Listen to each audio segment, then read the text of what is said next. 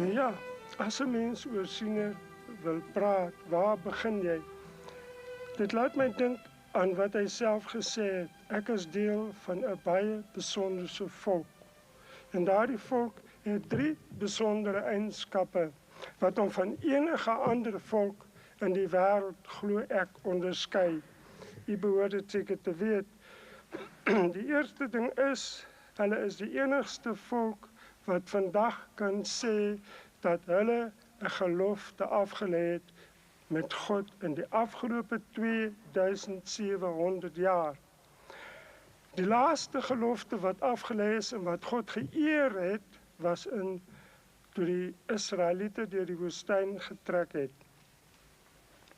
Nou toe ons volk daar by Bloedrivier was, het hulle dieselfde ding gedoen. Hulle het besef dat hulle in nood verkeer en hulle het hulle tot God gewend. En weet u, die volk was in daardie stadium onder sensuur van die Kaapse Kerk. Maar ondanks dit het God hulle gelofte wat hulle afgelê het, dit geëer en hulle uit die hand van die vyand gered. Het is belangrik dat ons hierdie ding onthou, want die gelofte sou vir siener ook 'n belangrike boodskap bring, soos ek later aan u sal verduidelik. Die ander ding wat vir my hierdie volk uniek maak, is dat hy die enigste volk is, moderne volk op aarde, wat kan sê, ons het 'n profeet, 'n ware godsman. Nou ek sal vir u aanstonds vertel hoekom ek dit sê. En om 'n ware godsman te wees, moet jy net die woord van God raadpleeg. Hulle het net die geskrifte gehad, die ou profete Jesaja en Jeremia. Dit was al. Hulle het nie koerante en boeke en dinge gehad wat vir hulle kon inlig oor sake nie. Hulle het God se woord gehad en het net na sy stem geluister. En weet u, die profete van Israel het met geen ander volk gepraat nie, behalwe met hulle eie volk. En as ek vandag vir u sê, dat siener van Rensburg se boodskap is net vir sy mense, dan moet ons besef, dit is 'n belangrike boodskap, maar het ook daarin bygevoeg, dat daar aan die einde van hierdie tyd, wanneer die donkerte toesak, en dinge baie moeilik sal gaan, dat daar van die Engelse sal wees, wat in wit sybokke gaan verander. Hulle sal met ander woorde, soos hy dit self gesê het, hulle sal boere harte kry, en hulle sal by ons kom aansluit. Nou siener van Rensburg is in 1864 gebore. Sy eerste gesig het hy gehad toe hy 7-jarige knaapie was. Hulle het op 'n plaas op Rietkuil gebly, saam met sy pa en ma, en hy het 'n boetie gehad, Pieter. Hulle pa het negosieware verkoop, het elke week of 2 met die wa weggery en dan goedere gaan verkoop. En as hy nou weg is, dan is die ma en die 2 kinders alleen by die huis.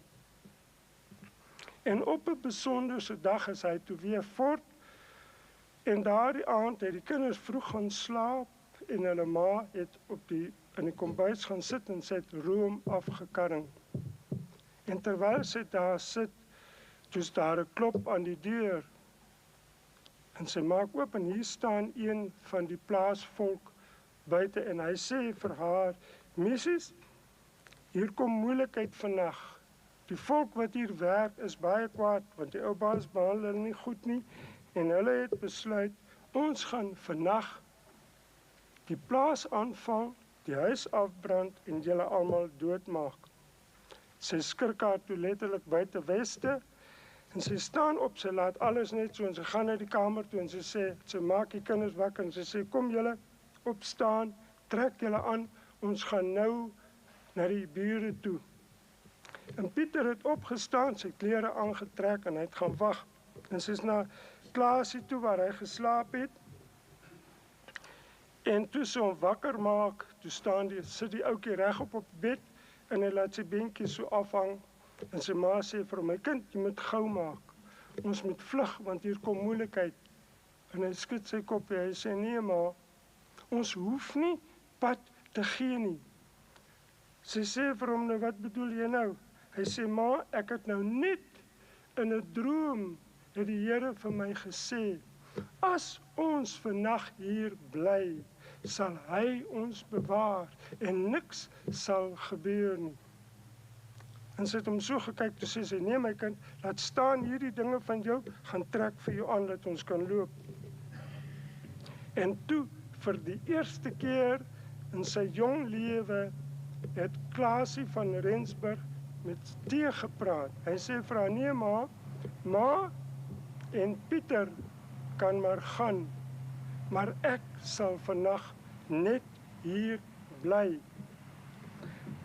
Nou dit was nogal 'n skok vir haar, jy weet, sy het die kind so gekyk, en toe dink sy by haarself, as dit sou wees, dat ek saam met my kinders hier moet sterf vannag, as dit God se wil is, dan doen ek dit.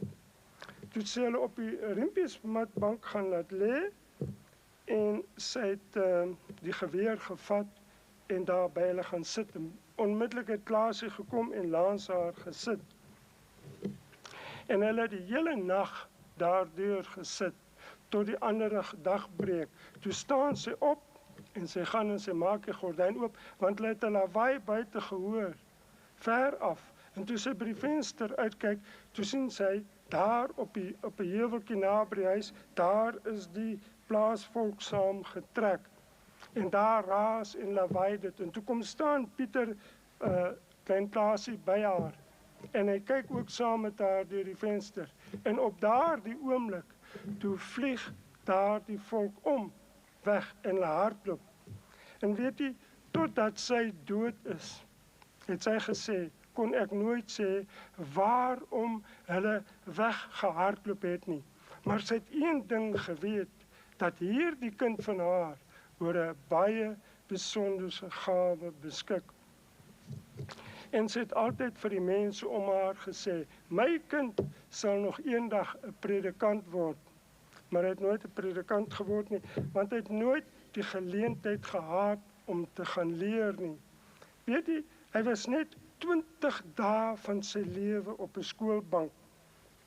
En toe hy daar gesit het een oggend, toe kom sy pa na die skooltjie toe aangestap, en hy stap daarin en hy sê vir hom, ou seun, ek dink jy het nou genoeg tyd hier verspeel, jy het ander werk, beter werk om te doen, gaan pas my skape op. En toe sy daar voort, en hy het sy pa se skape begin oppas, maar in die aand, wanneer hy by die huis gekom het, dan sê sy vir hom, my kind, kom hier. 'n Mens kan nie deur die lewe gaan as jy nie God se woord ken nie. Jy moet ten minste kan lees. En sy het hom geneem, elke aand het hulle by die tafel gaan sit, dan maak sy die Bybel oop, en sy druk met haar vinger daar, en sy sê, kom ons lees. In het begin, dit was die ou Hollandse Bybel. En soos wat sy gelees het, het hy agterna gesê. En hulle het dit elke aand gedoen, totdat hy kon lees en verstaan wat hy lees. Weet jy, hy kon nooit 'n woord skryf nie, hy kon net sy handtekening maak, dis al wat hy kon doen. Maar in sy leeftyd het hy die Bybel 8 keer deurgelees, op hierdie manier. Elke keer as hy lees, het hy op elke woord gedruk. En so het hy hom 8 keer deurgelees. Maar behalwe dit, het hy 'n besonderse geheue gehad, want wanneer die predikant op Wolmaranstad weg was, dan het hulle iemand gesoek om 'n diensie te hou, en dan het siener voor by die preekstoel gaan staan, en hy het 'n boodskap gebring. En wanneer hy uit die Bybel lees, dan sê hy vir hulle, kom ons lees uit, sê nou maar Jesaja 52 vanaf vers 1 tot 15. En dan staan hy vir hulle en kyk, en dan sê hy die woorde uit sy kop, en die gemeente volg dit in die Bybel. Jy moet weet, dis 'n man wat nooit geleer is om werklik op skool om te kan lees nie. Hy het dit gedoen soos wat sy moeder hom gehelp het. Maar hy het die Bybel geken en met die Bybel is hy ook na die slagveld toe. Dit was sy enigste wapen. Sy enigste wapen. Jy weet, hy het deur 2 oorloë gegaan. Die Vryheidsoorlog en ook die rebellie. En hy was altyd op die voorpunt. Daar op die voorpunt het hy geloop. Maar hy het nooit 'n geweer in sy hand gehad nie. Hy het nooit een skoot op iemand geskiet nie. En tog is hy nooit gewond nie. Hy is nooit raak geskiet of wat nie. En ek dink as ons iets moet doen, dan moet ons dit vir die Guinness Book of Records stuur, dat daar 'n soldaat is wat aan twee oorloë deelgeneem het en sonder 'n geweer en op die voorpunt was en nooit raak geskiet is nie. Maar hy het geweet hy sou nie sterf nie. Hy het dit geweet. Maar 11 dae na die uitbreek van die oorlog het hy ook geweet hoe hierdie oorlog gaan eindig. Hy het een nag in sy tent gelê en slaap, hulle was op kommando. En hy het 'n snaakse drukking in sy kop gekry. En as hy daardie drukking kry in sy kop, dan weet hy iets gaan gebeur en daar gaan 'n gesig na hom toe kom. En hy het opgestaan en hy het uitgeloop in die veld in en daar, terwyl hy daar buite was, het hy gaan lê en toe die tonele van die gesig voor hom afgespeel. Hy het waans gesien wat oor die veld aangejaag kom. En hy het huise gesien wat brand en vlamme, en hy het vrouens en kinders hoor huil. En so ver as wat sy oog gesien het, van horison tot horison, was dit vuur en rook. En die volgende dag, toe die kommando moet opsaal, toe's Nicolaas van Rensburg nie daar nie, toe soek hulle hom, toe kry hulle hom waar hy onder 'n soutbos ingekruip het, beangs en verwilderd, en dat hy sy naels tot in die lewe afgekou het van die verskriklike gesig wat voor hom afgespeel het. En toe het generaal De la Rey, die ander wat daar teenwoordig was, het hom uitgelag. En hy het gesê hy is 'n ou takhaar, want hy was heeltemal verwilderd, sy hare was deurmekaar, sy klere vol gras en sand en goed. En hulle het gesê hy is 'n ou takhaar. Toe sê generaal De la Rey vir hom: luister man, as jy ooit weer so iets sien, kom na my toe, dan sal ek na jou luister, maar moenie met die ander daaroor praat nie. En in daardie oorlog het hy baie ander dinge gesien. Hy het die boere gelei van die een slag na die ander een en uit die een gevaar na die ander. En so het hy aangaan, maar hy het ook ander dinge gesien. Hy het die dood van sy makkers gesien en ook die dood van sy 2 eie kinders. Jy weet, hy het een oggend opgestaan en vir sy vrou gesê: vrou, ek het 'n gesig gehad van 'n leer wat opgaan na die hemel toe. En ek het my suster wat in 1881 oorlede is, het ek gesien teen daardie leer het sy afgeklim. En sy het ons 2 dogtertjies kom haal. En sy vrou was verskriklik ontstel oor hierdie nuus. En vir hom was dit net so 'n skok. En hulle was in daardie stadium in die Mafeking se konsentrasiekamp. En 'n week later, toe kry hulle ook die tyding dat die 2 kinders aan masels oorlede is. En Siener het eendag vir oom Boy Moesman gesê: jy weet Boy, die oorlog is nie so verskriklik nie. 'n mens kan dit deurgaan. Maar wat vir my verskriklik is dat ek dit alles wat julle 1 keer deurgegaan het, 2 keer moes deurgaan. 1 keer in my visioene wat ek dit sien gebeur, en die volgende keer in die werklikheid. Hy en sy vrou het op Rietkuil gebly in 'n klein 3 vertrek huisie. En toe die oorlog uitbreek, toe gaan hy na sy buurman toe en hy sê vir hom: buurman, ek het 'n paar stukkies meubels, 'n tafeltjie en 'n stoeltjie en 'n bed en so aan, en Ek wil hê jy moet my help dat ons hierdie goed versteek, sodat as die Engelse hier kom, hulle dit nie alles gaan vernietig nie. Toe gaan hulle en hulle bou in een van die kamertjies 'n vals middelmuur, so 'n muur. Hulle het hom so hoog gebou, toe tel hulle die stukkies meubels oor aan die binnekant en hulle bou die muur tot bo. En as jy nou by die vertrek ingestap kom en jy kyk daar, dan sien jy, dan lyk dit vir jou dus net 'n leë vertrek, dan weet jy nie van wat agter die muur is nie. En terwyl hy en sy vrou op vlug was in die oorlog, hulle die hele oorlog was hulle op vlug voor die Engelse. Toe gaan sy buurman na die Engelse toe en hy sê vir hulle, luister, ek sal julle na 'n man se huis toe vat, wat sy goed vir julle weggesteek het. Hy vat hulle toe daar na Sinner se huis toe, en hulle slaan daai stuk muur weg, en hulle kyk in en sien, hier staan die meubeltjies. En wat doen hulle toe? Hulle vat 'n stuk dinamiet en blaas die hele huis op, dat daar niks van hom oorbly nie. En toe Sinner die dag van die oorlog af terugkom, toe gaan hy en sy vrou terug soontoe te voet, en hulle kom daar, en daar lê net die fondasie, daar's niks. En hy kyk dit so, en hy sê, sy vrou staan en huil. Hy sê vir haar, my vrou, naak het ons in die wêreld gekom, en naak sal ons daaruit gaan. Geen verwyt vir die buurman wat dit gedoen het nie. U en ek sou dalk gesê het, man, kyk, ek gaan die man nou reg sien. Maar hy het niks van die aard gedoen nie. En dit was Sinner van Rensburg. Dit is hoe 'n persoon hy was. So, dit is nou 'n paar stukkies wat ek hier oor die verlede wil vertel, net om vir u te sê, die dinge wat hy gesien het, en vooruit gesien het. In daardie tyd, nou het mense vir my gesê, man, het is baie maklik vir hom om dit te kon doen. Want jy sien, as jy 'n ding op 'n manier kan reg lees, dan kan jy dalk korrek raai wat aan die einde gaan gebeur. Toe sê ek, goed, dit is so, maar wat van die dinge wat hy vir vandag, vir ons tyd, en ook vir die toekoms voorspel het?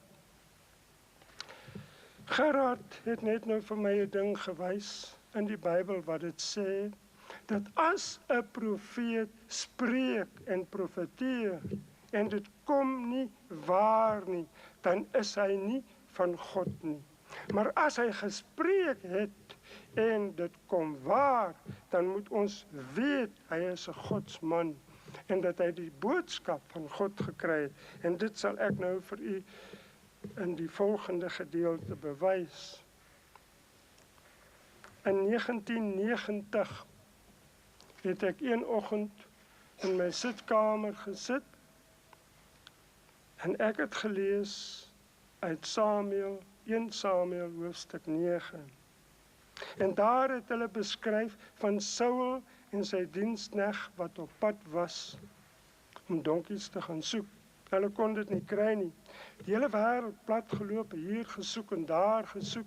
En toe in 'n stadium, toe sê die diensknegt vir Saul, luister man, in die ou dae het die mense gesê, as jy 'n probleem het, as jy iets soek of nie, weet van iets nie, dan gaan vra jy vir die siener, en hy sal vir jou sê.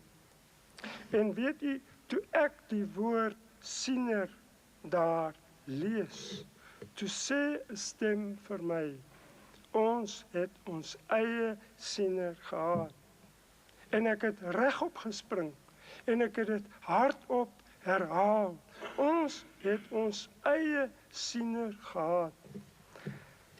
Nou ja, van daardie dag af is my hele lewe, my ganse bestaan, totaal omgekeer. Ek het gaan begin, ek is dadelik na die biblioteek toe 8:30 die oggend.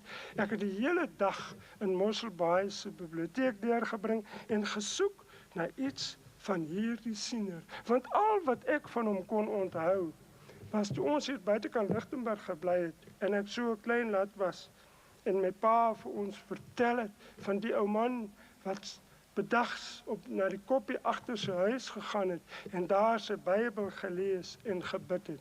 Ek kon nie eers onthou van die gesigte wat my pa ons van vertel het nie. Dit was al. En ek het begin soek na iets oor hierdie man. En ek is uiteindelik Kaapstad toe. Ek het daar in die biblioteek gaan navorsing doen vir 'n tyd lank. En toe is ek op Pretoria toe. Ek het by my suster gaan bly en sy het my elke oggend, het sy vir my na die Staatsbiblioteek toe gevat. Dan het ek daar gaan sit en werk die hele dag. Dan het sy my in die middag, as sy van die werk afkom, huis toe gevat. En so het dit vir 3 dae aangehou. En op die 3de dag gebeur daar toe 'n baie interessante ding.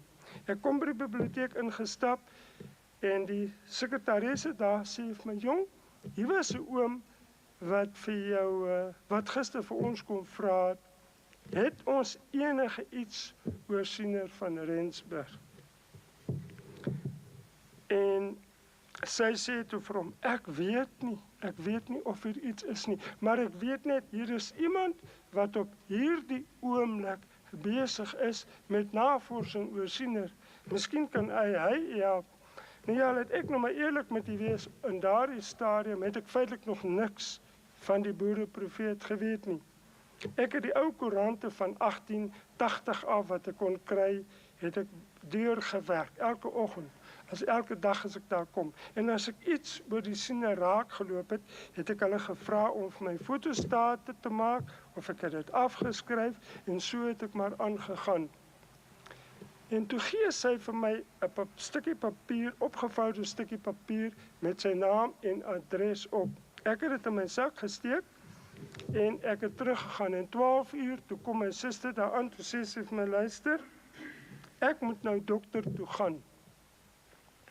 Ek wil hê jy moet saam met my gaan, en dan as ek klaar is, dan gaan ons sommer huis toe, dan kom ons nie weer terug hiernatoe nie, dan kan jy nou maar vanmiddag 'n bietjie gaan rus, dan kan jy môre weer aangaan. Ek sê vir haar, nou maar goed, ons doen dit. Ons ry toe daar uit, haar dokter was in Eloffsdal gewees. En ons sê daar stil gehou, langs die straat en gesê, daar is my dokter, ek gaan net gou so vir 20 minute daar wees, lees die koerant, luister radio, ek is nou terug. Ek het toe gesit en bietjie deur die koerant geblaai, en naderhand onthou ek van hierdie notaatjie, en ek haal hom uit, en ek lees daarop, P.M. Prinsloo, Kroondal 112 Eloffsdal. En ek kyk so, ek sê, my wêreld, hier is ons nou in Eloffsdal. Ek moet tog, as my suster nou terugkom vra, sê, luister, ons moet so 'n bietjie hier rondry en hierdie plek soek, dan kan ek dalk met die persoon gaan kennis maak.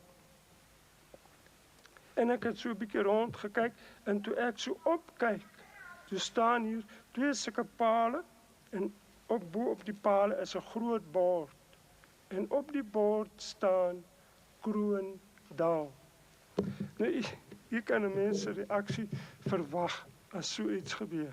Ek het oomblikke lank was ek heeltemal stom geslaan. Ek kon nie glo nie. Ek het na die huis gekyk en weer die kant toe gekyk en by myself gedink, maar kan dit wees? Hoe is dit moontlik? Ek kom uit Mosselbaai. Ek gaan sit om navorsing te doen. Hy kom vra of hulle inligting het. Hy gee sy adres. My suster gaan daar na 'n dokter toe, en daar was hy stilhou, daar bly die ou oom.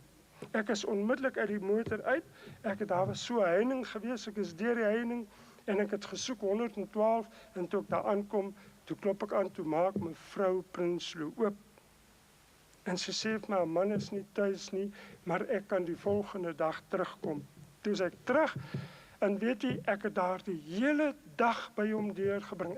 My suster het vir my 'n bandopnemertjie gegee, en ek het alles afgeneem wat hy vertel het. Maar die belangrike ding vir my was, vir die eerste keer in my lewe het ek iemand ontmoet wat Siener van Rensburg persoonlik geken het. Maar kyk, hierdie ou oom, hy was 82 jaar oud. Hy het nie net vir Siener geken nie, maar het ook sy visioene geken en al die simbole waarin hy van sy visioene gesien het. Nou, u moet onthou, Siener het sy gesigte op 2 maniere gesien. Die een manier was in die werklikheid, soos wat hy daardie toneel gesien het van wat in die Tweede Vryheidsoorlog met die vroue en kinders sou gebeur in die huise wat afgebrand word. Dit het hy werklik voor hom sien gebeur. Maar ander weer het hy met simbole gesien. Hy sien byvoorbeeld 'n man wat sonder sy hoed is. En dan weet hy, die persoon sal binnekort sterf. Maar oom Paul Prinsloo het ook gegaan en hy het vir my van die gesigte van Siener voorgesê. Kyk, hy het hulle opgesê, letterlik uit sy kop uit, het hy vir my 10-talle van hulle gesê. Ou Siener het op in 1919 in Maart so en so gesien. En dis wat hy gesê het, wat dit beteken en so aan.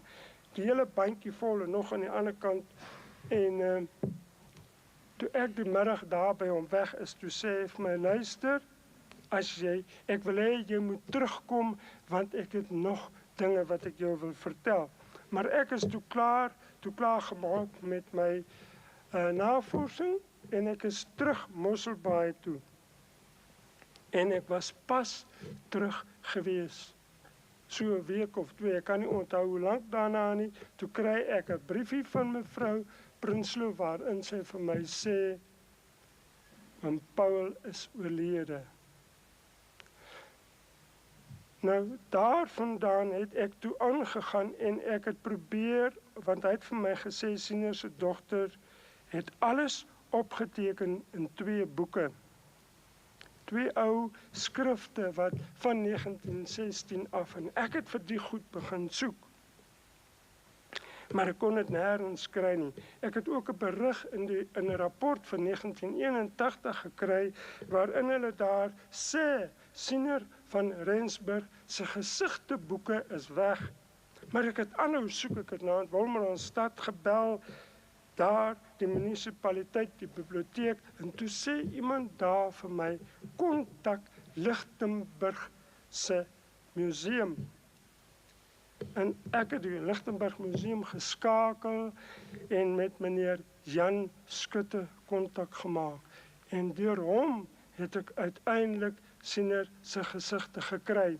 Nou toe, die volledige stel gesigte, net soos wat hy dit voorgesê het, want hy kon nie skryf nie, en sy dogter dit neergeskryf het. Toe het ek hulle volledig, en toe kon ek vir die eerste keer daardie wat oom Paul vir my gesê het, en dit wat Siener self, soos hy dit beskryf het, vergelyk. En weet u, ek kon dit nie glo nie, dat behalwe vir hier en daar 'n woordjie wat miskien verander of nie daar was nie, was dit feitelik woordeliks net soos wat Siener dit gesê het oom Paul dit vir my op die bandjie gedoen. Maar ek het ook ander inligting begin insamel. Ek het geadverteer in die koerante en gevra, as daar mense is wat van Siener van Rensburg weet, stuur asseblief vir my inligting. En met verloop van tyd het ek stapels en stapels briewe gekry van oor die hele land. Weet jy, ek het uit die ou Noord-Rhodesië het ek vandag noem hulle hom Zimbabwe, het ek daar 'n briewe gekry van 'n persoon, nog in die oorspronklike koeverte, soos wat Siener dit aan hom geskryf het. Ek sal vir u later vertel wat in daardie briewe gestaan het, presies die dinge wat vandag in Zambië aangaan. Net soos dit daar gebeur, so het hy dit vir die oom geskryf. Ek het ander inligting gekry, en toe ek nou die goed begin deurwerk, toe raak ek ontsteld, jy weet, werklik ontsteld, want dit was in 1991, want hier lees ek dat Siener sê, ons gaan nog eendag 'n swart regering kry. Kyk, daar was toe nog nie eens sprake van 'n swart regering nie. Ons gaan nie net 'n swart regering kry nie, maar ons sal ook 'n verkiesing hê waaraan almal in die land sal kan deelneem. En as daardie verkiesing verby is, sê hy, sal die nasionale party net in Kaapland regeer. Kort daarna sal sy leier bedank, dan sal hy sy naam verander en dan sal hy verdwyn. Nou toe sit ons met 'n probleem. Ek sê vir my vrou toe, kyk, hierdie dinge moet ek op een of ander manier by die volk uitkry. Hulle moet dit weet. Nou ek moet vir u vandag sê, dit sy my geweldig baie bygestaan het, my vrou Annelies. As dit nie vir haar was nie, haar ondersteuning, bystand en al die dinge nie, want jy weet, van dat ek met senior begin het my lewe 'n totale omwenteling ondergaan. Totaal, geheel en al. Ek het voor die tyd baie boeke geskryf, meer as 100 fiksieverhale en die goed. Maar daarna het ek nog nooit weer een geskryf nie, behalwe een teen die hele aand. Teen die aand sal dit lig word en dit handel ook oor siener. Het my hele lewe omgekeer, die ou man. En toe wou ek die goed in boekvorm uitgee, maar ek het nie geld gehad nie. En ons het toe 'n plan gemaak en dit begin en in sulke dun boekies uitgegee, 6 monografieë, waarin ek, soos wat ek die inligting gekry het ek dit gepubliseer. En toe deel 6 verskyn, en ons begin die goedjies uitpos aan die mense wat dit bestel het. Toe lei die telefoon een aand, en 'n kommandoor is op die lyn, en hy sê vir my, hy wil toe met my praat, hy sê vir my, luister, ek het nou hierdie boekie deel 6 gelees, en wat se twak skryf jy hier? Ek sê vir hom, ek verstaan nie mooi nie, hy moet 'n bietjie vir my verduidelik, wat bedoel hy nou met twak? Hy sê, man, kyk hier, jy sê hier, dat Lourdes, daar sal in Lourdes Baai, as ons nou in 'n donker tyd of 'n moeilike ding is of wat ook al, dan sal daar 5 oorlogskepe in Lourdes Baai land en hulle sal wapens met die spoorlyn van Lourdes na Prieska toe vir ons stuur. Ek sê vir hom, maar kommandoor, ek het dit nie geskryf nie, ek het net geskryf wat siener gesê het. Hy sê vir my, man, selfs al het jy dit gedoen, moet jy af en toe jou verstand gebruik en bietjie gaan nagaan, is die dinge wat hy sê, naasten by moontlik. Toe sê ek vir my, moet vir my bietjie verduidelik, toe sê ek, kyk, aan die einde van die Tweede Wêreldoorlog het Duitsland 'n ooreenkoms onderteken waarin hulle gesê het, hulle sal geen oorlogskepe bou nie, en ook geen krygstuig vervaardig nie. Ek weet nie of daar ooit so ooreenkoms was nie, maar hy het dit vir my gesê, en ek het aanvaar, ek kan hom glo, want hy is 'n kommandoor. Toe sê hy ook vir my, luister, en wat Lourdes betref, die hawe daar, kan jy net 'n vissersskuitjie ingaan. Daar's geen moontlikheid dat 'n oorlogskip daar kan ingaan nie. En 2 jaar gelede, toe kom meneer Chris Botha, wat daar agter sit en wat vir ons die boeke verkoop, toe kom hy eendag by my aan, met 'n stel foto's van 'n vriend, wat hulle in Lourdes het, en op daai foto's is die hawe van Lourdes, foto's van die hawe, en ook 'n pragtige skip wat daar lê. Van die hawe wat vergroot is, en al die dinge, en dat dit deur Duitsland gedoen is. Hy wys my toe die foto's, ek vat van die foto's, en ons het dit in ons blaadjie, die Vaandeldraad, gepubliseer, en ek het ook 'n uitnodiging aan die kommandoor gerig, om my te kontak, sodat ons daaroor kan praat.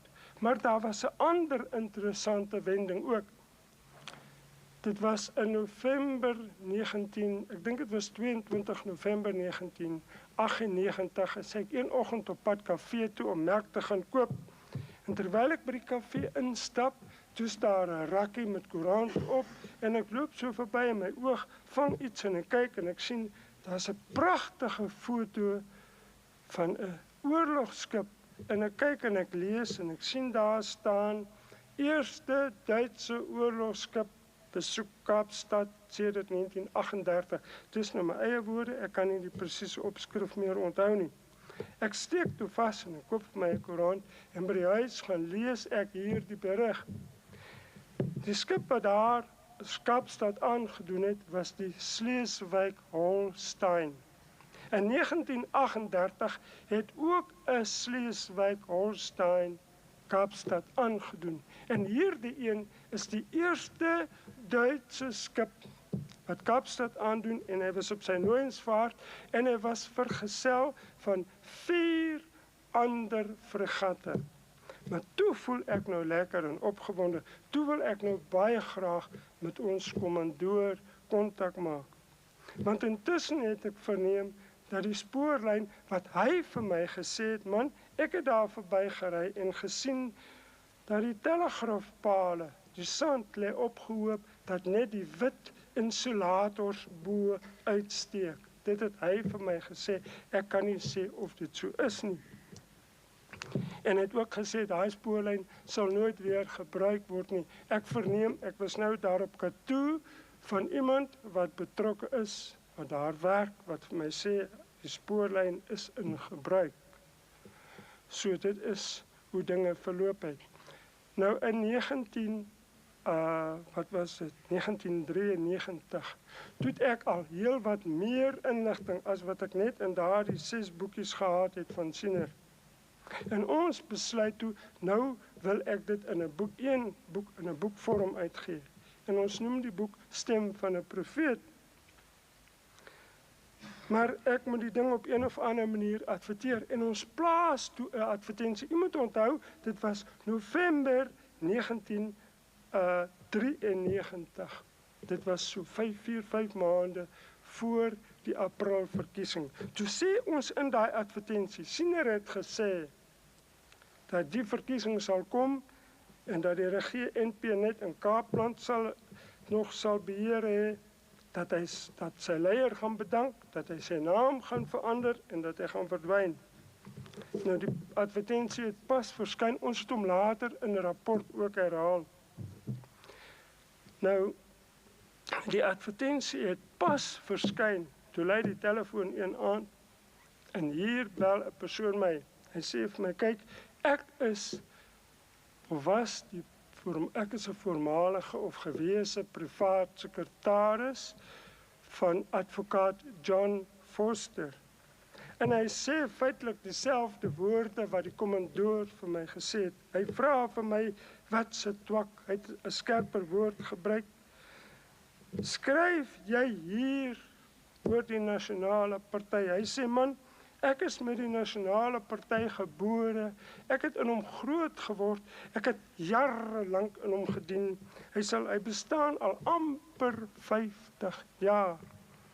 Hy sê, kyk, laat ek nou vanaand vir jou sê, jy sal wit bene wees, dan staan die, en hy het nie net gesê die nasionale party nie, hy het gesê, dan staan die magtige nasionale party nog.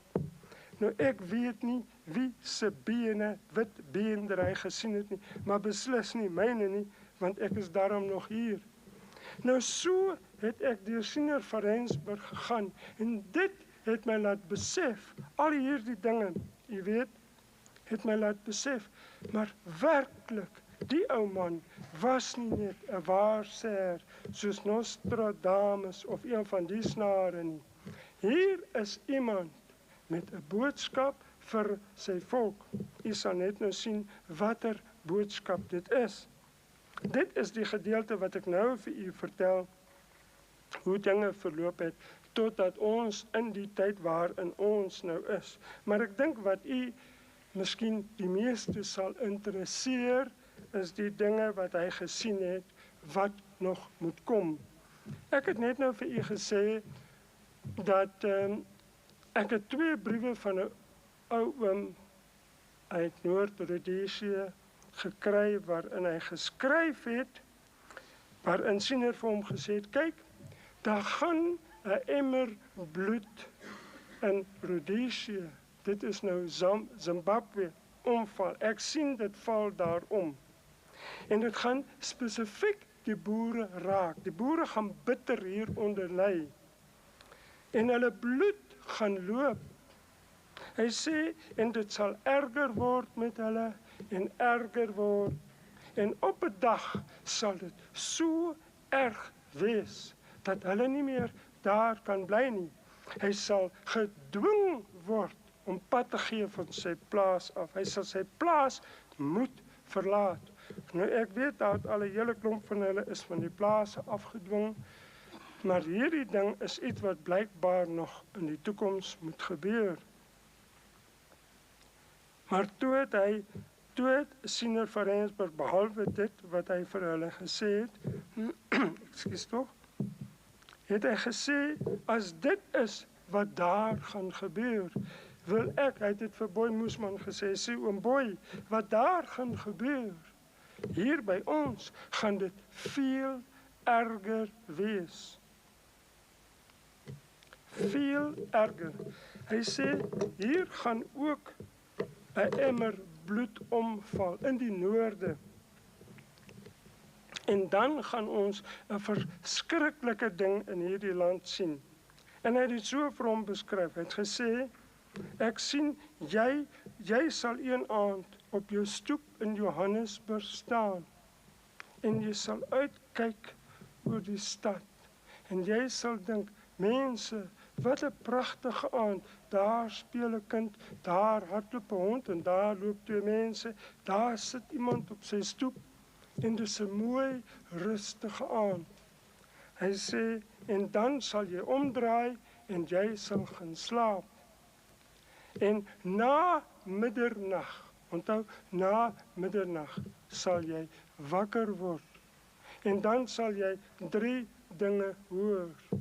Jy sal geweerskote hoor, honde wat blaf en mense wat skreeu. En toe voeg hy hierdie woorde by. Dan moet jy weet, het die emmer bloed omgeval.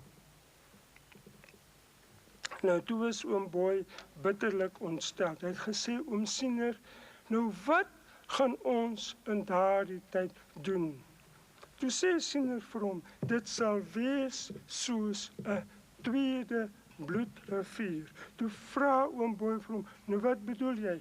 En toe sê hy vir hom, oom Siener, as dit dan soos bloedrivier gaan wees, sê nou vir my, waar, as my kinders dan nog daar is, of ek, of my kinders, of my kleinkinders, dan wil ek vir hulle graag waarsku, en vir hulle sê, as dit gebeur, moet julle soontoe of daarheen vlug. Toe sê oom Siener, nee Boy, julle sal nie hoef te vlug nie. Kom ek stel dit vir jou so. Hy sê, as jy hier reg is, in die hart, as jou hart met ander woorde, ekskuus tog, reg is, dan sal jy nie hoef te vlug nie, want dan is jy reeds in die laar. Hy sê dit maak nie saak of jy in die hart van Johannesburg bly, waar hierdie ding gaan plaasvind, en of jy op Lichtenburg of op Vryburg of waar ook al bly nie. Jy sal veilig en behoed deurkom. Toe sê hy, maar weet jy, ek het ook 'n ander gesig gehad. Vir die, toe hy het gesê, vir die wat weet, vir die van julle wat weet, sal dit nie so erg wees nie. Maar toe sê hy, vir die wat nie weet nie, het ek ook 'n gesig gehad. En ek het ook gesien wat met hulle gaan gebeur. Toe vra oom Boy vir hom, oom Moesman, nou wie is die wat nie sal weet nie? Toe sê hy, man, dis hulle wat nie wil weet nie. Dis hulle wat vir julle in hierdie ellende gedompel het. Hulle wat meegehelp het dat julle in hierdie ding sit. Hy sê, ek sien 'n God stuur 'n gees van verskrikking oor hulle. En daardie verskrikking sal paniek veroorsaak. En wanneer die paniek hulle van hulle besit neem, dan sal hulle uit hulle huise uitvlug. En hulle sal so vinnig weghardloop, dat hulle nie eers tyd gaan hê om die vensters toe te maak, of die deure agter hulle toe te trek nie, want ek sien die gordyne waai na buite, en dan hardloop hy, en hy hardloop reg in sy dood. Toe sê hy, maar met jou, as jy bly net in jou huis, bly in jou huis, moenie vlug nie, want God sal jou beskerm. Toe sê oom Boy Moesman vir hom, maar oom Siener, verduidelik vir my. Toe sê hy, kyk, ek sien dit so. Hulle hardloop voor jou hek verby, en hulle gaan by jou buurman in, en hulle maak hom dood.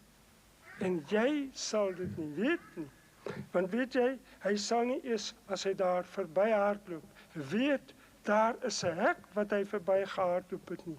Toe laat dit my dink aan wat destyds met Israel gebeur het, toe hulle in Egipte was, en die doodsengel voor die huis verby gegaan het, waaraan die bloed gesmeer was.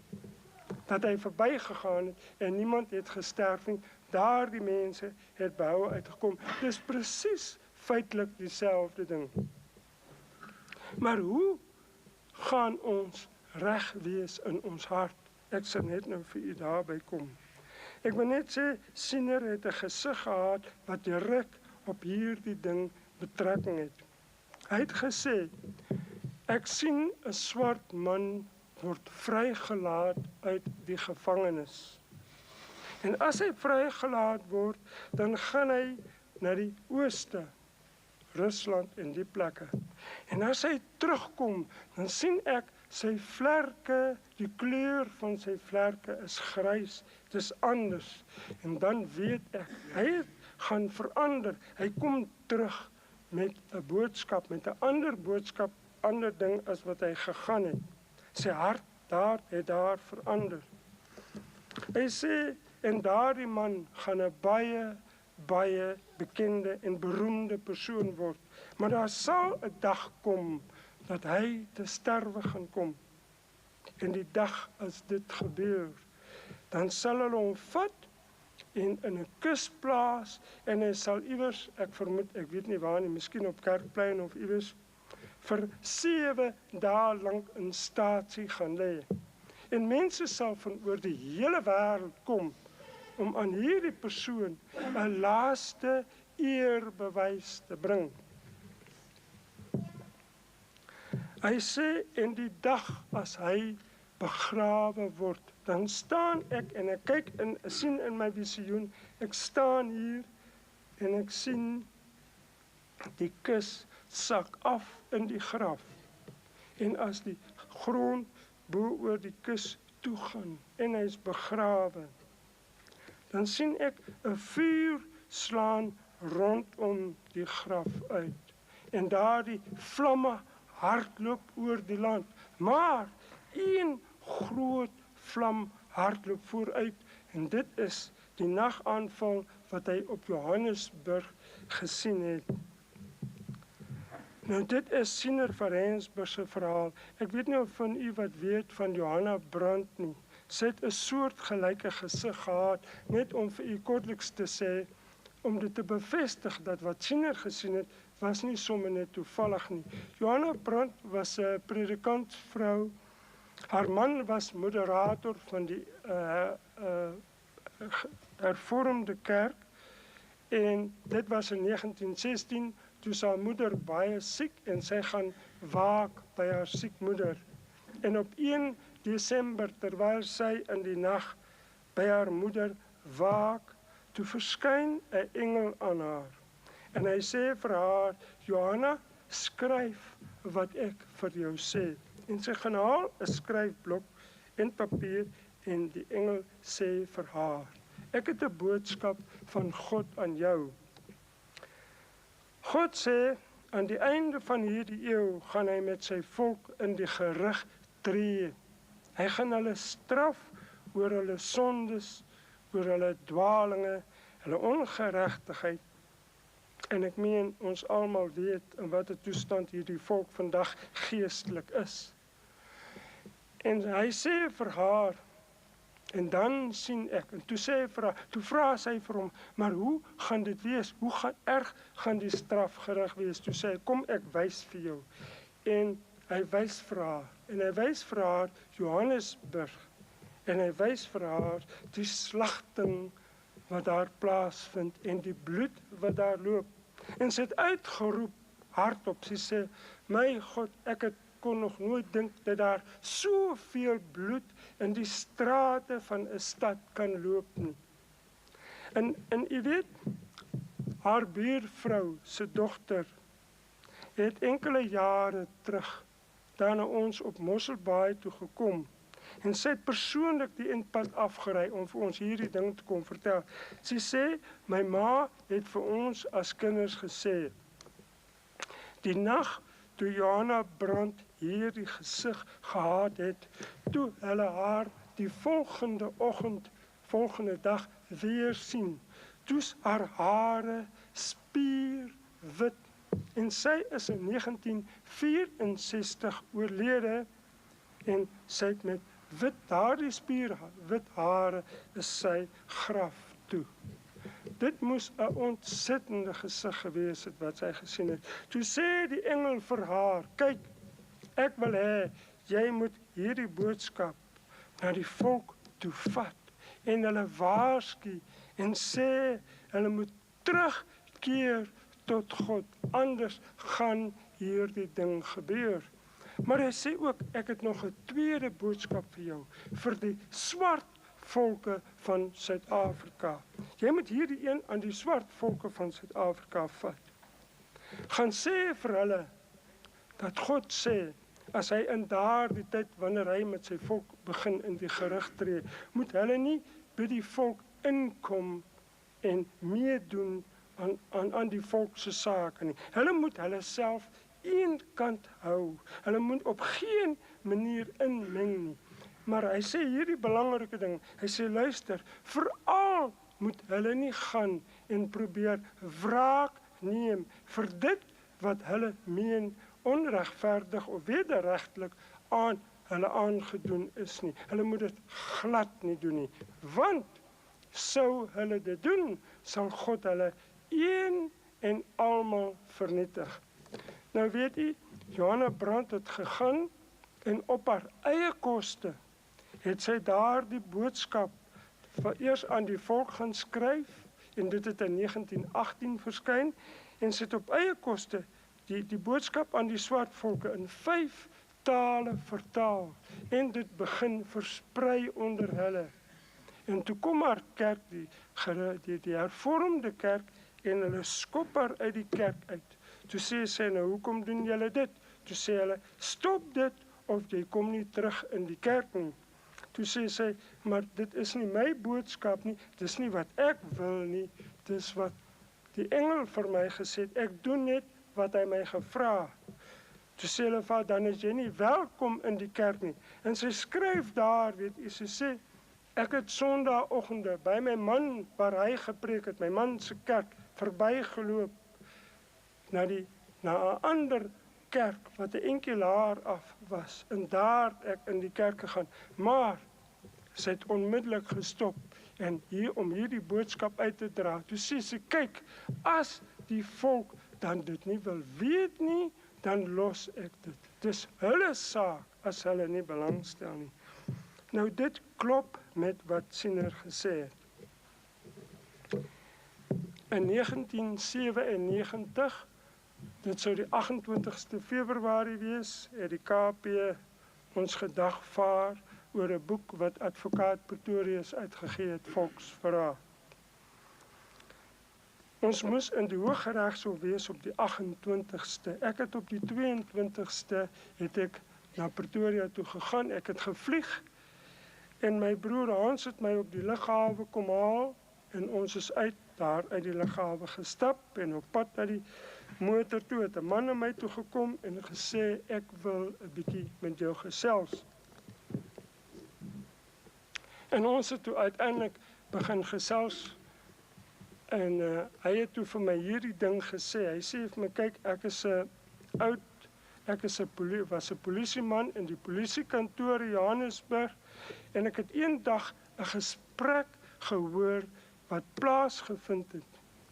Het dit so gebeur, ek wou 'n oproep na 'n kollega maak, en toe ek die telefoon optel, toe is daar 'n gekruiste lyn.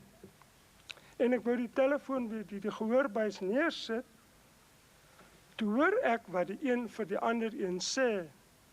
Hy sê, en hulle het Xhosa gepraat, en ek kon Xhosa verstaan. En ek het die hele gesprek afgeluister en aantekeninge gemaak. En toe hulle klaar was, toe sit ek die gehoorbuis neer, en ek loop uit in die straat, en ek bel 'n kolonel in Pretoria. Ek het na die kolonel toe gegaan en vir hom gesê, kolonel, dit het ek gehoor. Wat maak ons nou? En wat hy gehoor het, kom hier op neer. Die twee persone het gepraat van 'n plan om Johannesburg aan te val. Al die swartes, die polisie, almal wat in Johannesburg was, sou daaraan deelneem. Hulle het dit in detail bespreek, besonderhede en so aan, hoe dit sou verloop. En al wat ek nog vandag kan onthou, dat dit op 'n donderdag aand sou plaasvind. Hy sê, maar hy het toe met die kolonel gepraat en die kolonel sê vir hom, luister, laat dit aan my oor. Ek sal kyk wat ek hierin kan doen. En hy is toe voort na sy kantoor toe en 'n tyd daarna, toe sien hy weer die kolonel by 'n parade of iewers, ek weet nie. En hy gaan na die kolonel toe en hy sê, kolonel, u is seker bly dat hierdie ding nie plaasgevind het nie. Toe sê die kolonel, nee, want die dag nadat ek dit gestop het, het hulle dit verder vorentoe beplan. Maar weet jy wat? Wanneer dit nou eendag plaasvind, is ek miskien nie meer in die diens nie, en jy ook nie. Nou, ek kan u vandag sê, die betrokke kolonel is nie meer in die polisiediens nie. En die persoon wat dit aan my bekend gemaak het, is in, ek dink het was September 1999 in 'n wreedaardige moediemoord doodgemaak. Nou dit is die een situasie. En sedert ek daardie inligting gekry het, het ek met verskeie persone na my toe gekom met inligting oor hierdie saak. In die begin het ek gedink, ek steur my nie daaraan nie, dis nie moontlik nie, dit kan nie gebeur nie. Maar toe is ek met hierdie seniortoer van my op Uitenhaag. En terwyl ek daar met hulle gepraat het, soos wat ek nou met u hier praat, toe ek klaar was, toe staan daar 'n persoon op. Toe sê hy vir my, luister, ek wil vir jou iets sê.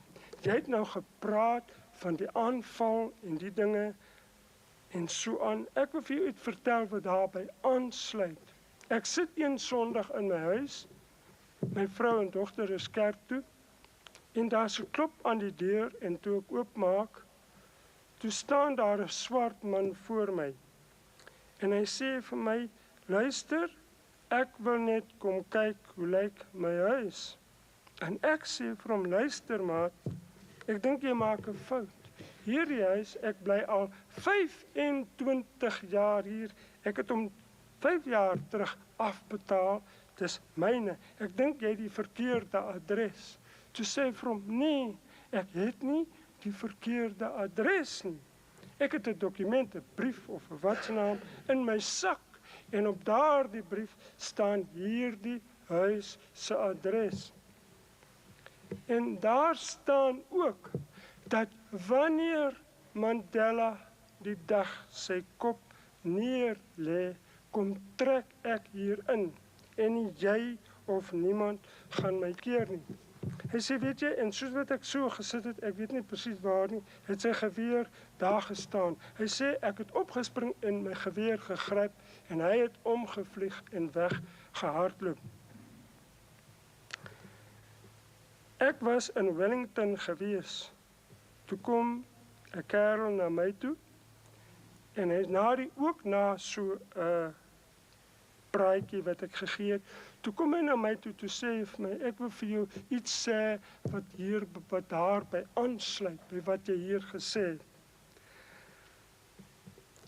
Ek werk in 'n departement en 'n senior amptenaar was onlangs op 'n reis oor see en hy het in die vliegtuig gaan sit en daar was 3 sitplekke. Hy het hier gesit en langs hom het 2 swart senior amptenare gaan sit. Hy sê, en toe ons gaan sit, toe bestel ek 'n koeldrink en ek het my koeldrink gedrink en ek was van plan om my koerant te lees. Toe begin die 2 gesels. Hulle praat Xhosa. En weet jy wat vir my baie wonderbaarlik is? Sou dit toeval wees of sou daar 'n rede wees? Hy verstaan Xhosa.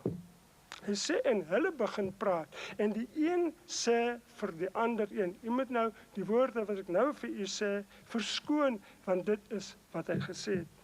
Die een sê vir die ander een, wanneer wil Mandela sy kop neerlê, dat ons die wit hond, wat hier langs ons sit, die wit honde, hulle kan begin doodmaak. Hy sê, weet jy, en ek lees nie die koerant nie, ek sit en luister, want die hele gesprek gaan daaroor. En in detail bespreek hulle toe, hoe dat swart taksies in Johannesburg gebruik gaan word, om al die uitgange af te sny. Hulle sal mense daar aflaai, en dan sal dit die uitgange versper, sodat niemand kan uitgaan nie. En ook het hulle gepraat van die vulstasies wat hulle sou beset, wat beset sou word, sodat niemand, as hy dalk nie brandstof het nie, kan gaan brandstof ingooi en die land uit en uit die stad uit kan vlug. En so vertel hy toe van die ding wat daar plaasgevind het. En u weet, toe ek dit by hom hoor, toe sê hy vir my, kyk, hierdie ding is besig om 'n werklikheid te word. Ons moet dit nou besef en ons moet weet, hier's 'n ernstige ding aan die kom. En dit is tyd dat die mense daarvan weet.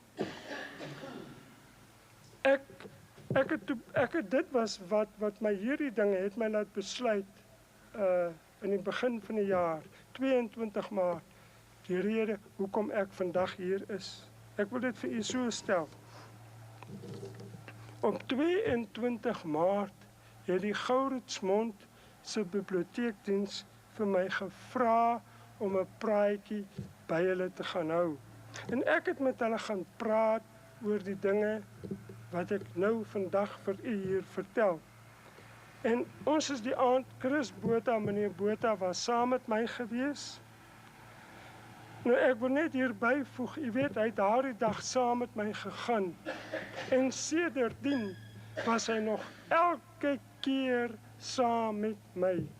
Ek voel al byna om vir hom te sê, Aaron, want werklik so getrou, hy offer baie op, sy werk, sy huis en alles om saam met my op hierdie toer te gaan. Sonder sy hulp sou ek dit nie kon doen nie. Nou ek en hy het teruggery van Gouritsmond af. En dit was so half skemer. En ek het uitgekyk by die venster en ek het vir Chris gesê, Chris, kyk hoe mooi groen is die veld. Is dit nie pragtig nie? Hy sê, dit moes seker gereën het, hier goed gereën het. Hy sê, ja, dit het baie goed gereën. En weet jy, toe hy dit klaar gesê het, toe hoor ek vir die eerste keer sedert 1990, Mei 1990, weer daardie stem wat vir my die oggend gesê het, ons het ons eie siener gehad. Maar hierdie keer sê hy vir my, vat hierdie boodskap oor die land. En ek het na meneer Botha gekyk, na Chris, en ek het gewonder, het hy gepraat, en ek besef nie, want hy sit toe voor hom en kyk, en ek besef nie, dis nie hy wat het gesê het nie. En ek verstaan toe onmiddellik wat bedoel word met hierdie boodskap. Dit is die boodskap wat ek nou pas by die Gourits Riviermond se biblioteek gaan gee het. En ek besluit by myself, kyk, nee, ek kan dit nie doen nie. Dis nie my manier van doen nie. Ek werk daar eenkant in my studeerkamer. Daar skryf ek my goed en dan gee ek dit uit. Ek praat nie voor mense nie. Dis nie in my aard nie. Ek doen dit nie. So ek sal hierdie ding uitstel tot na die winter. En as dan die winter verby is, dan het dit oorgewaai, dan hoef ek dit nie meer te doen nie. Maar weet u, toe ek dit besluit, op die oomblik toe ek dit besluit, toe sê die stem vir my, dit mag dan te laat wees. En sonder om 'n oomblik te dink, ek kan nou nog nie verstaan hoekom ek dit so vir hom gesê het nie, kyk ek na meneer Botha, en ek sê vir hom, Chris, ek gaan begin met 'n sienertoer dwars oor die land. En ek gaan in die Oos-Kaap begin. Hoekom ek gesê het, die Oos-Kaap weet ek nie. En op die 7de April vanjaar, toe staan ek in Uitenhaag en ek vertel vir hulle wat ek vandag vir u vertel. Weereens, dit was vir my net soos toe ek destyds begin het met siener en die goed gaan skryf het en asof iets my gedwing het, ek weet nie wat, dit was 'n obsessie gewees om dit te doen. Net so, dieselfde ding dryf my om vandag ook hier by u te wees en vir u te sê, luister, die tyd het siener se tydtafel het uitgeloop. Ek weet nie wanneer en hoe lank dit nog kan duur nie, maar die tyd het uitgeloop en ons moet notisie neem.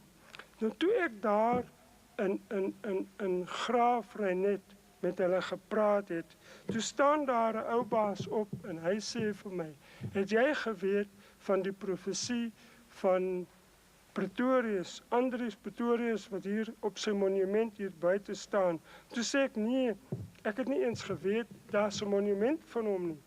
Hy sê vir my, daar's 'n plaatjie op aan die voetstuk of iewers aan die ding wat sê, waar Andries Pretorius aan 'n hoogheid, 'n koning, Engelse koning geskryf het en vir hom gesê het, daar sal eendag 'n wiel oor Suid-Afrika begin loop. En as daar die wiel begin rol, sal niemand dit stuit nie. Siener het dit so gestel. 'n Wiel sal in die Oos-Kaap begin loop en hy sal aanvanklik slinger en dan koers kry en dan sal hy loop tot by vereniging en daar sal ons finale slag plaasvind. Nou, u weet, as 'n mens al die dinge in aanmerking neem en besef, dan vra ek myself af, wat is dit? Hoekom is ek vandag hier? En dan besef ek, dit is die rede. Ek het, terwyl ek aan siener so goed gewerk het, geweet het, hierdie man praat net met sy volk. En as daar 'n stem is wat met die volk praat, dan is dit hy. Want weet u, ons leiers se stemme is dood. Ons hoor hulle nie. Hulle praat, elkeen praat vir sy party en vir sy saak en vir sy sak en wat ook al, maar die volk het hulle vergeet. Die enigste stem wat vandag vir die volk praat, is siener se stem. En daarom staan ek hier by u, sodat dit wat vir hom en vir u en vir my kosbaar is, dat ons dit kan behou. U weet, ek sê, ek wil niks van die swart man hê nie. Nie 'n stertriem of 'n kroeshaar nie.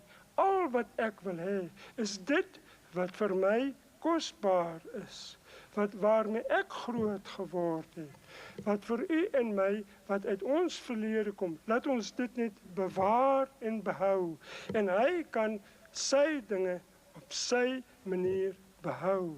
So ek het geen probleem, as sou hy ook baie ryker en meer besit as ek, dan gun ek dit vir hom. Ek vra net, dat ek my eie kan behou, maar omdat ek dit doen, omdat ek met u gaan praat, kom mense en dreig my en sê vir my, ek moet dit nie doen nie. Ek moet stil bly. Hulle skakel my in die nag 2 uur en sê vir my, die een wat eerste môreoggend by jou deur of hek uitstap, skiet ons dood. Nou ja, jy weet, as jou telefoon in die middel van die nag lui, dan is dit gewoonlik doodstyding of siekte of so. Dan sit jy daar en jy wonder, wat moet ek nou môreoggend doen? En al wat jy kan doen is, jy vertrou op God dat hy jou sal lei. En ek het uitgestap en ek gaan my gang en ek sal met hierdie boodskap gaan tot aan die einde, tot so ver as wat ek kan. En ek hoop dat u wat vandag hier is, dit ter harte sal neem. Dis 'n baie negatiewe boodskap.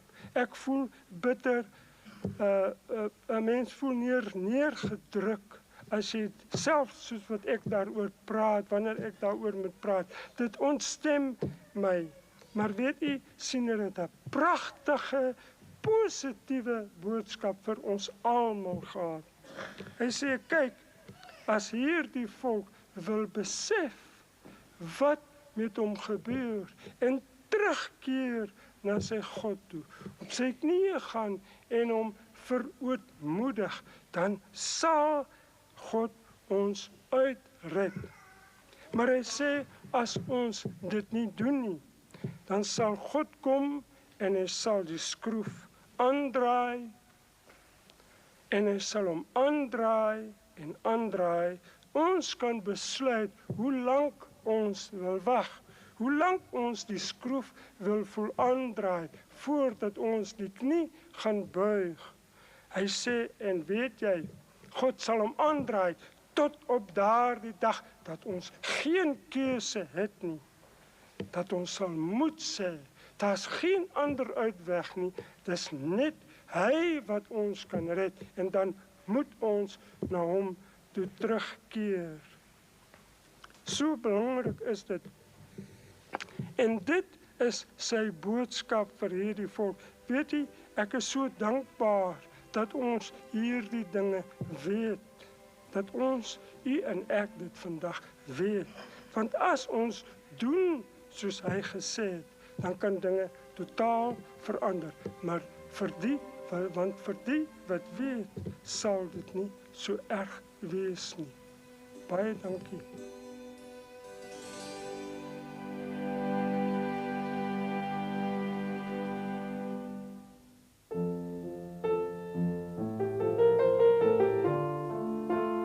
As 'n profeet iets in die naam van die Here aankondig en dit kom nie uit nie, dan het die Here nie met die profeet gepraat nie. Dan het die profeet hom dit aangematig en hoef jy jou nie aan hom te steur nie.